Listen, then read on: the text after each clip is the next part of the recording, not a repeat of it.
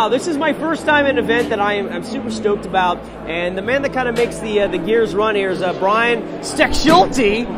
Ironic that he's the communications director of a festival that no one can quite communicate his name. Brian, we owe you this. Thank you so much for having us out. How did you get to become a part of this? And tell me about the nightmare that it is putting this thing on. Well, it's obviously, there's a lot of moving parts. We've got 2,600 people coming in, 6 food vendors. We've got 68 breweries, which is an all-time high for us. Basically, everything has doubled in size for this week's. Including myself, by the way. Like, I put on a lot of weight, as it turns out. Yeah. So yeah, I mean, this is a pretty great event, and we think it's going to come off really nicely. Now, do you come at it from sort of the brewer side, or for sort of the? I actually come at it from more of a creative side. Okay. I started off as a blogger in 2010. And wow, you've been in it for 2 years. Yeah. Wow, the man's seen it all. Things have moved fairly fast. But no, I just got to know the brewers really well, and they knew that I was writing and doing photography, so they invited me to come on, and work with them a little bit. So I'm program manager for the guild and then communications director for SF. And I joke about it, but I really, it has gone a long way in 2 years. Like in 2 years, it's really night and day. And like you said, what, 60? So last year we did it at the Yerba Buena Center, and there was about 1,500 people. Right, I mean in terms of breweries, though. Oh, breweries, I think it was around 40. 40, and this year? 68. I mean, that's within a year. And this place doubles in size. Wow. Beyond this door is about just equal size. So next year we're looking at 100. I assume it's all going to be exponential. I don't know. We invited everybody north of Monterey, as far as breweries are concerned. Yeah. So we could go south and we could make it really big, but so far we're keeping it relatively low. It's unbelievable. Well, it's a great event, I really appreciate you being part of this, and not only bringing us to it, but just doing it in general, because it's a great thing. It highlights locality, and San Francisco's doing it right, man. So cheers. Thanks a lot. Thanks for coming. Appreciate it. This is an honor for me. Not only as a beer fan and craft beer fan, but a beer historian. I like to say myself as. With Mark Carpenter, who is the brewer at Anchor Brewing Company. And Anchor Brewing Company, I think, is really sort of the pioneer of this craft beer movement that we have right now, and it wouldn't really exist if it was not on the shoulders of this young man. And I say young, ironically, because the man has been brewing at Anchor for 40 years, 40 right? years now, yeah. That's unbelievable. So how'd you get started with Anchor? Well, first of all, you got to give credit to Fritz Maytag, because he... No, sir! I will not! Okay, fine. He really created the environment where I got a job. Yeah. And an environment that made it possible for all these brewers to come along. Yeah. I got started there just because, it was the end of the 60s. Lots of people were looking for a different lifestyle. And I'd been to the brewery on a tour, and I thought, man, what a fun place it looks like, and I thought, I'll take a job, or I'll try and get a job there while I figure out what I'm going to do with my life. Because I wasn't happy with what I was doing at the time. And luckily I got hired. So I'm still trying to figure out what I'm going to do with my life. Well, one day you'll figure it out. One day I'll figure it out. So, I mean, seeing not only Anchor, but the business expand the way it has over the last 40 years, like, take me through sort of your experience and sort of your perspective on that. Yeah, it really has been fun having kind of a front seat view of the changes.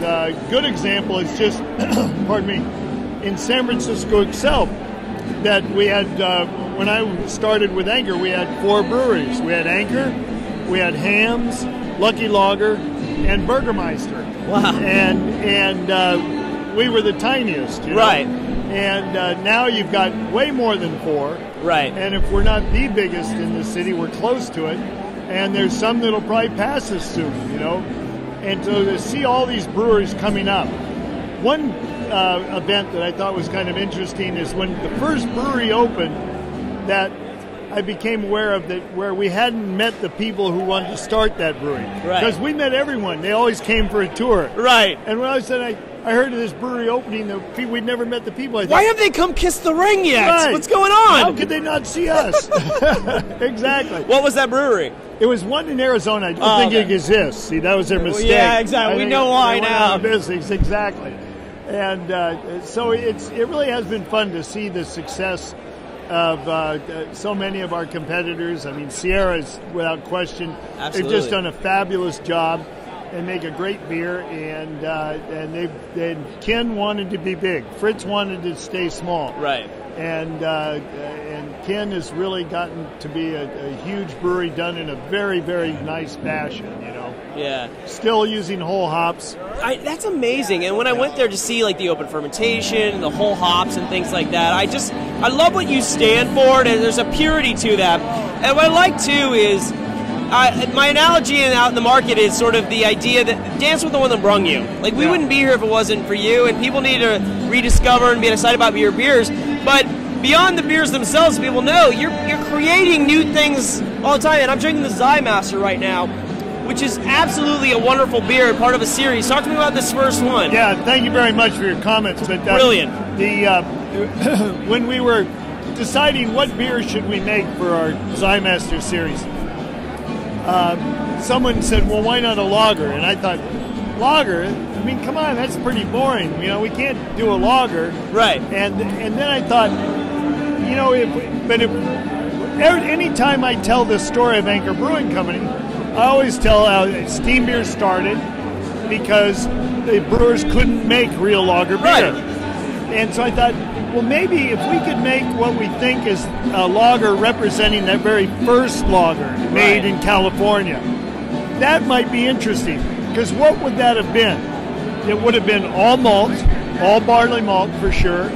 It would have been California-grown hops and California-grown barley. Which is cluster, right? Cluster. That's what you're using? One of the oldest variety of hops in America. Amazing. Yeah, it's really interesting. And they would have been growing in California in the 1870s. So we really believe it would have been clusters.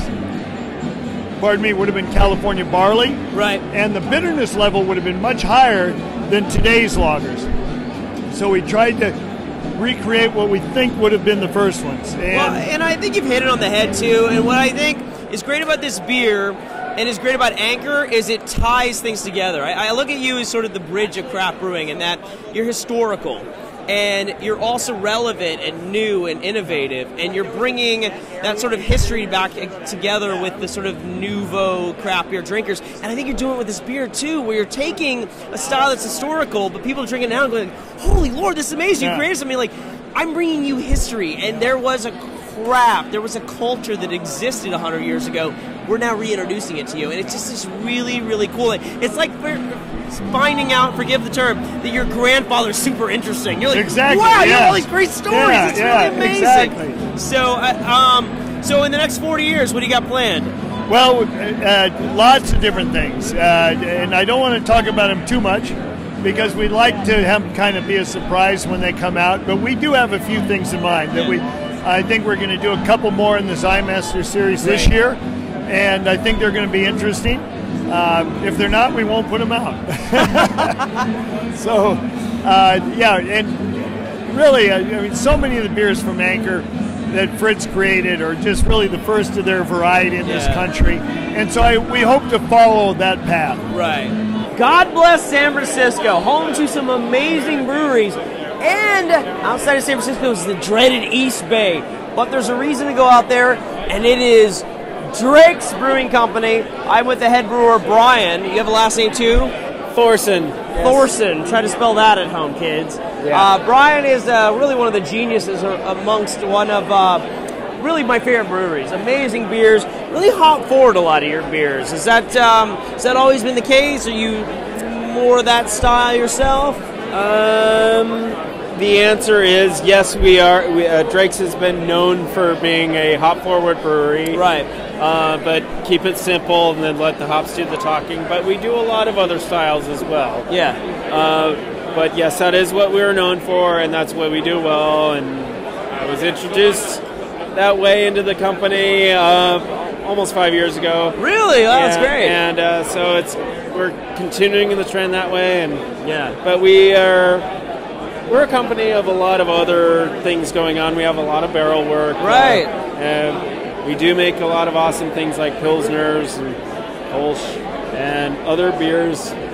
But, you know. You're nimble is what I'm hearing. And I've always been knocked out by a lot of your regular everyday beers are just labeled, here's what they are. It's an amber, it's a hep, it's a blonde, things like that. There's nothing wrong with that. No, they aren't. And that what's interesting to me and what's cool about it is Your amber especially, I think, is just off the charts brilliant. All your beers are. 1500 is probably my favorite pale ale, maybe. We like our amber too. I mean, every beer has its moment. So they do. And somebody tries an amber and they sort of go, "Oh, ambers are good. I'll try." And then that beer for me is one of those they go, "What? Wow, this is unbelievable." And it's fun for me as a beer fan to watch a brewery like you do a style and change people's minds based on that style. Like your pale ale 1500 is different than any of the pale ale you get.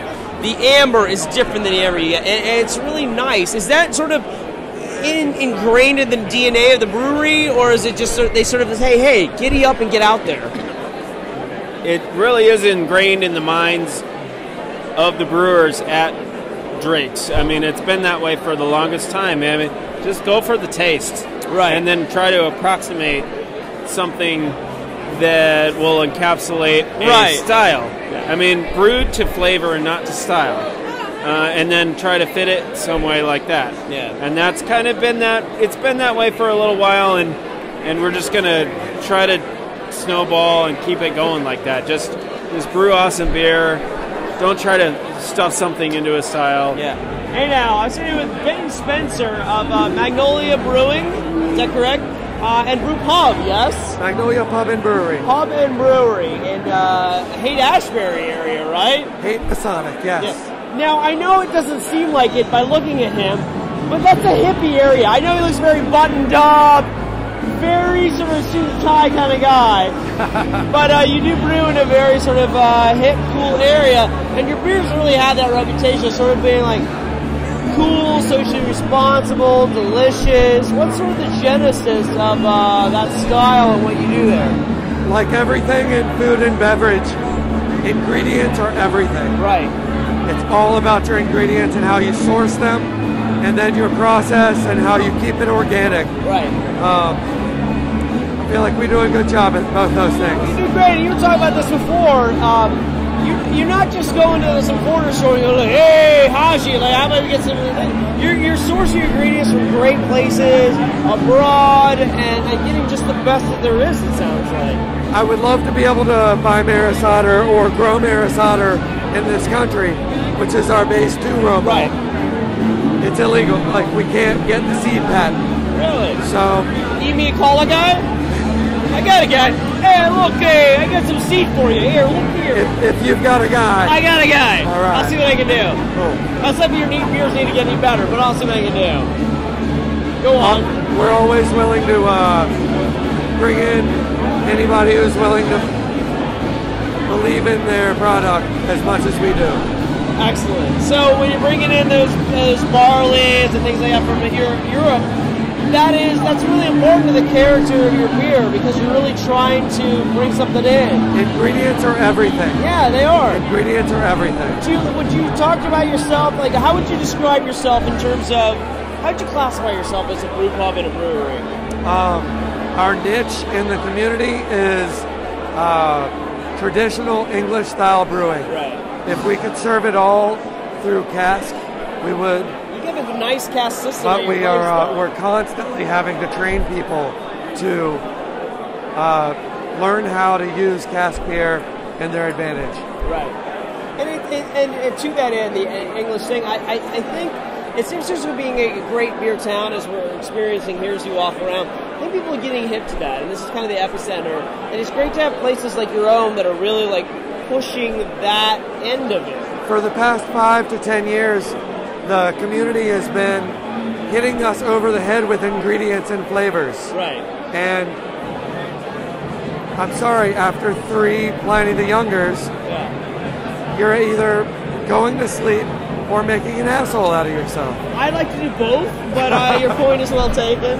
So session style beers, people who like to like to drink beer as a cultural phenomenon. Right. They like to spend their evenings and their afternoons having a beer or two with lunch, with dinner. Yeah. Part of culture as opposed to sort of like treating it as though it's like, I'm gonna get my ass effed up. It's like, no. It's part of culture. It's paired with food. It's enjoyed over the course of time. That session idea. Absolutely. It's great. I drink too much to drink IPAs all day. As you are. There's a reason I drink beer over spirits. But I really dig what you do. I hear you open up a new place. We are opening a new production facility. Good for you, man. I like your beers. Really excited to see what you do next. And thanks for talking to me, man.